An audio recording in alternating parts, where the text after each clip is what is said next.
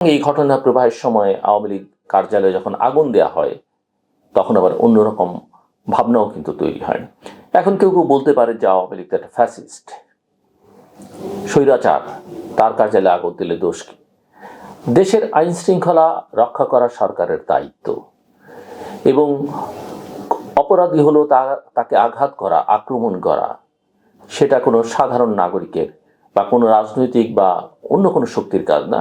তার জন্য দেশে আইন শৃঙ্খলা রক্ষাকারী বাহিনী আছে, দেশে আইন আছে, যে আইনের দোহাই দিয়ে প্রধান উপদেষ্টা বলছেন যে আওয়ামী লীগের কার্যক্রম নিষিদ্ধ বা স্থগিত করা হয়েছে। একটা স্বাভাবিক পরিস্থিতিতে যা অস্বাভাবিক মনে হয়, অস্বাভাবিক পরিস্থিতিতে সেটা মনে হয় না। ধরেন অভ্যুত্থানকালে বা যুদ্ধকালে যদি এই ধরনের ঘটনা ঘটে, এগুলো নিয়ে খুব বেশি কথা কেউ বলে না। যদিও যুদ্ধকালীন সময়েও শিশু, নারী, নিরীহ মানুষ, তাদের জীবন বিপন্ন করা পৃথিবীর কোনো আইন সমর্থন করে না। যে কারণে আমাদের মুক্তিযুদ্ধের সময় যারা অপরাধ করেছে তাদের মধ্য থেকেও যারা হত্যা, বিশেষ করে নিরীহ মানুষকে হত্যা, অগ্নিসংযোগ, ধর্ষণ, লুটপাট এগুলোর সঙ্গে যুক্ত ছিল, তাদেরকে দায় মুক্তি দেওয়া হয়নি। কাজেই এ কথা এখন আর বললে হবে না যেটা 2024-এর জুলাই আগস্টে স্বাভাবিক ছিল ক্ষুব্ধ জনতার প্রতিক্রিয়া। সেই প্রতিক্রিয়া যদি এখনো অব্যাহত থাকে, সেটা কারো বাড়ি ভেঙে, কারো অফিস জ্বালিয়ে, কোনো ব্যক্তির উপর আক্রমণ করে, সেটা কিন্তু গ্রহণযোগ্য নয়। এবং সেটা হলে বলতে হবে যে দেশে আইন শৃঙ্খলা পরিস্থিতি ভালো নয়, আইন শৃঙ্খলা রক্ষাকারী বাহিনী কাজ করছে না, বা দেশে আইনের শাসন নেই। এবার আসুন আমরা একটু জুলাই সনদের আদেশ সেটা নিয়ে কথা বলি।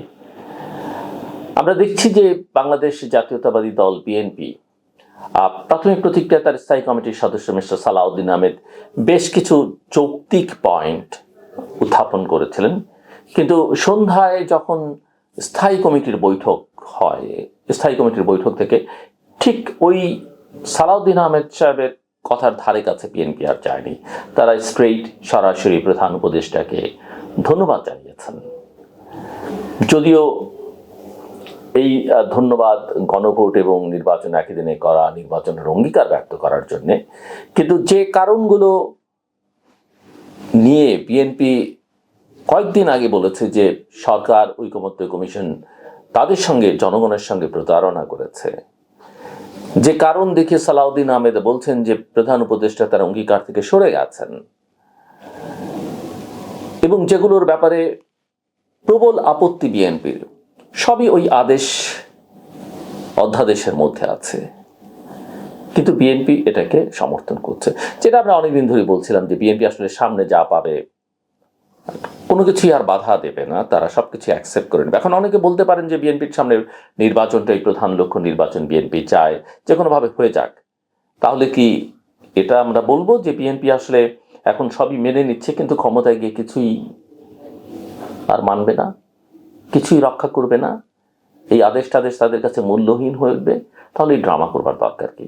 আমরা তো রাজনৈতিক নেতাদের কাছ থেকে এক ধরনের স্বচ্ছতা, দৃঢ়তা, তারা যে রাজনৈতিক কমিটমেন্ট সেটা দেখতে চাই, নাকি আমরা ধরে নেব যে এটা এক ধরনের অনুভূতিগত অসামঞ্জস্যতা বা মানসিক অসুস্থতা, যেটাকে বিশ্বসেরা বা বিশ্বের অন্যতম একজন মনোবিজ্ঞানী লিও ভেস্টিঞ্জার তার থিওরি অফ কগনিটিভ ডিসঅনেন্সে দেখিয়েছেন যে মানুষ যেটা চিন্তা করে সেটাই সে বলে, যেটা সে বলে সেটাই সে করে। এই যে যখন যেটা বলে সেটা করে না, বা যেটা চিন্তা করে সেটা বলে না, বা যেটা চিন্তা করে সেটা করে না, এটা একটা অনুভূতিগত অসামঞ্জস্যতা, আর এটা হচ্ছে এক ধরনের মানসিক অসুস্থতা। আমরা আমাদের রাজনৈতিক নেতৃত্বকে সেই জায়গায় নিয়ে যেতে চাই না, সেটা বলতেও চাই না। কিন্তু প্রশ্ন হচ্ছে যে যে বিষয়গুলোতে তাদের প্রবল আপত্তি, যেগুলোতে তারা ঐকমত্য পোষণ করে না, নোট অফ ডিসেন্ট দিচ্ছে, সেই জায়গাগুলো তারা কিভাবে কেন মেনে নিচ্ছে? আর মেনে যদি নেয়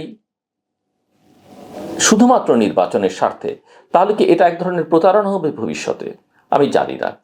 তবে আমার মনে হয় যে রাজনীতিতে এই ধরনের ক্রিয়াকর্মের জন্যে রাজনৈতিক শক্তিগুলোকে, নেতৃত্বকে, দলগুলোকে অনেক মাসুল দিতে হয়। জামাত একটু চুপচাপ আছে। আজকেই তারা বলল যে তারা 3 জন উপদেষ্টা একটা দলের হয়ে কাজ করছে, প্রধান উপদেষ্টাকে তারা সেই নাম জানাবেন, এবং দরকার হলে তারা নাম প্রকাশও করে দিবেন ভবিষ্যতে যদি কোনো অ্যাকশন না দেখা যায়।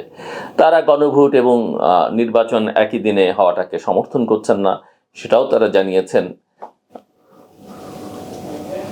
তারা এগুলো নিয়ে নিজেরা বসে সিদ্ধান্ত নেবেন 8 দল ভবিষ্যৎ করণীয় কি, এবং তারা মনে করেন যে বলছে যে জনগণের সঙ্গে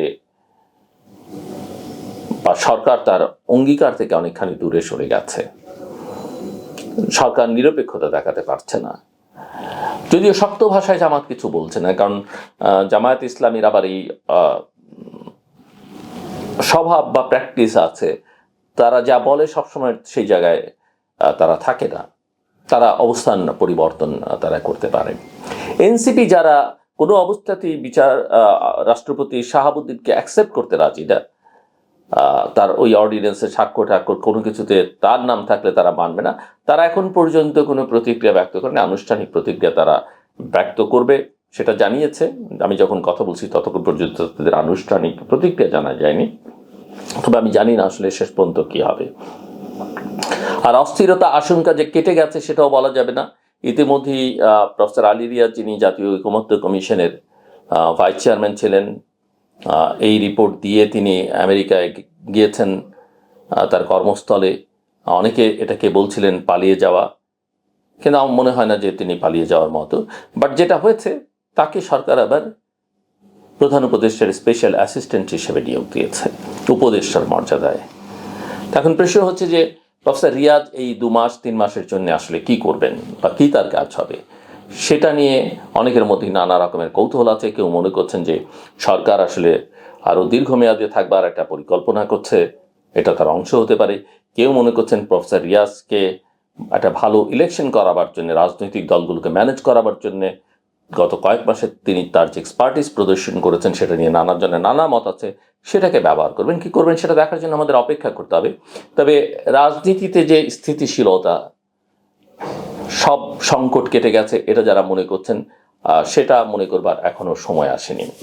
সোমবারে শেখ হাসিনার মামলার রায় হবে। ধরে নেওয়া যায় যে আওয়ামী লীগ সেদিনও কিছু কর্মসূচি দেবার চেষ্টা করবে, বা কিছুটা অ্যাজিটেশন তারা দেখাবার চেষ্টা করবে।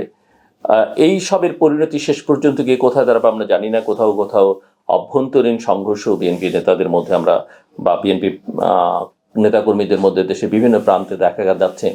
এটা আলটিমেটলি কোথায় গিয়ে দাঁড়াবে, নমিনেশন নিয়ে অনেক রকমের প্রশ্ন, অনেক রকমের সংশয় আছে। অনেকের মধ্যে এখনো এই প্রশ্ন বা কৌতূহল আছে যে বিএনপির ভারপ্রাপ্ত চেয়ারম্যান মিস্টার তারেক রহমান কেন দেশে আসছেন না এখনো। সো সব মিলিয়ে পরিস্থিতি যতটা সহজ সরল স্বাভাবিক মনে হচ্ছে, এরই মধ্যে তত্ত্বাবধায়ক সরকারের রায় 20 তারিখে দেবার কথা অ্যাপিলেট ডিভিশনের। সব মিলিয়ে আসলে সামনের দিনগুলো কেমন হবে সেটা নিশ্চিত করে বলবার সময় এখনো আসেনি বা বলা যাচ্ছে না। তবে জল যে এখনো খোলা